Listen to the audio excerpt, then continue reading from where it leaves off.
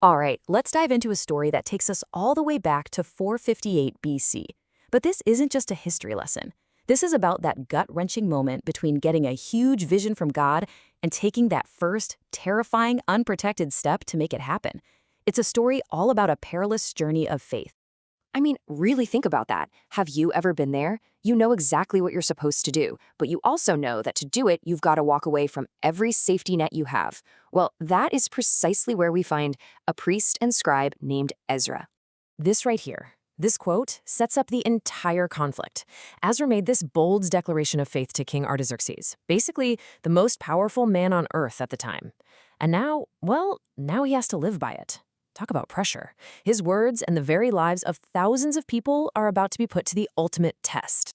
So the king gives his blessing. The vision to go back to Jerusalem and rebuild is officially a go. Awesome, right? But now comes the really hard part. Actually doing it. And that means getting there in one piece.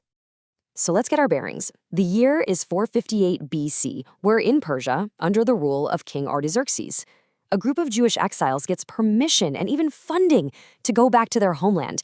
You can just imagine this incredible but very fragile sense of hope in the air. But then you look at the map and reality just hits you like a ton of bricks. They all gather at the Ahava Canal, kind of their mission base camp. And what lies ahead? Oh, just 900 miles of the most dangerous, bandit-filled land you could imagine. This isn't a weekend road trip. We're talking about a 4-month-long trek where they are complete and total sitting ducks. Can you even imagine the mix of excitement and sheer terror they must have been feeling? And before they even take that first step, bam, the whole mission hits a massive roadblock. A crisis so big, it threatens to shut the whole thing down before it even gets started. So Ezra, being the good leader he is, gathers his people. We're talking nearly 1,500 men, plus their wives and kids. And he does what any project manager would do. He takes inventory. He's doing a roll call, checking his list. And that's the moment his heart must have just dropped to the floor. Now look, this wasn't just a simple staffing shortage. This was a theological disaster. They had plenty of people who were excited to go, real enthusiastic volunteers. But they didn't have a single Levite. The one tribe God had specifically set apart to be the ministers, the ones to handle the sacred items for the temple. It's like trying to build a hospital with a bunch of well-meaning volunteers, but no doctors. It's a non-starter. Ezra's response here is just a masterclass in leadership. He doesn't just shrug and push forward. No, he slams on the brakes, halts everything. Then he calls his leadership team together for advice. And then he sends a special delegation with a very specific mission. Go find the people who are actually called for this job. It's such a huge lesson. A vision from God requires people appointed by God. Moving forward with the wrong team isn't really progress, is it? So, with the right team finally in place, Ezra is now face to face with that dilemma we started with. How do you protect this holy mission on such a dangerous path? And this brings us to the choice that defines this entire chapter.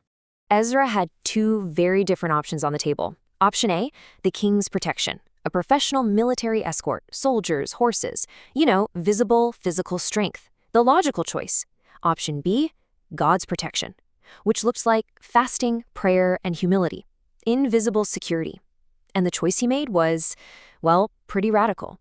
Because he'd already told the king that God's hand protects his people, he was actually ashamed to go back and ask for an army.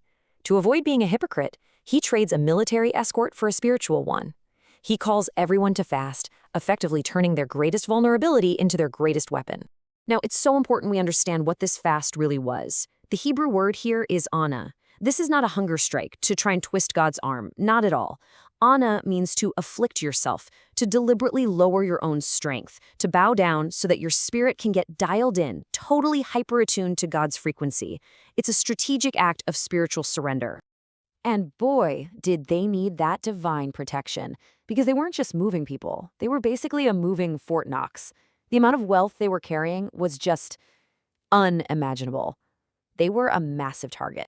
Let's just try to put this in perspective. First up, 650 talents of silver. A single talent was about 75 pounds. So we're talking about over 24 tons of silver. That's not just treasure, it's a giant flashing neon sign for every bandit for 900 miles. And if that wasn't enough to worry about, they were also carrying 100 talents of gold. That's another 7,500 pounds of pure gold, on top of all kinds of other precious artifacts. You just can't overstate how high the stakes were on this journey. Ezra's instructions to the priests here show us a non-negotiable principle of stewardship. He weighs every single ounce, creating this system of total accountability. Then he tells them, "You are holy and these items are holy." He's directly linking their personal integrity to the sacredness of the mission. There was no room for error. So, what happened? What was the result of this radical choice of faith over force? The Bible states it so simply and so powerfully. The hand of our God was on us.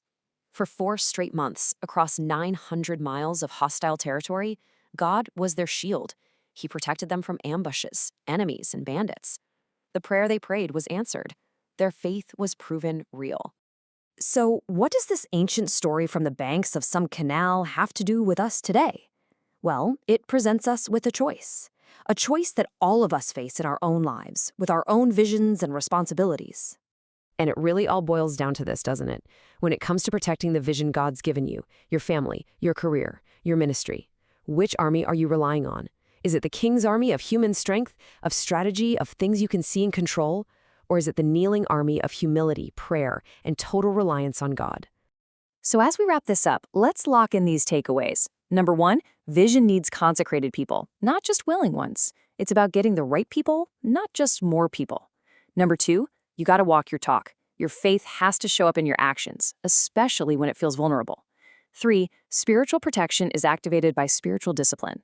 Prayer and fasting aren't passive. They're your spiritual weapons. And finally, holy responsibility demands uncompromising integrity. How you handle the stuff reveals the true state of your heart. So I'll just leave you with this one question to think about. Take a hard look at the important things in your own life, the visions you're building, the things you're protecting, and ask yourself honestly, in what areas are you relying on the king's army when God is calling you to your knees by the river?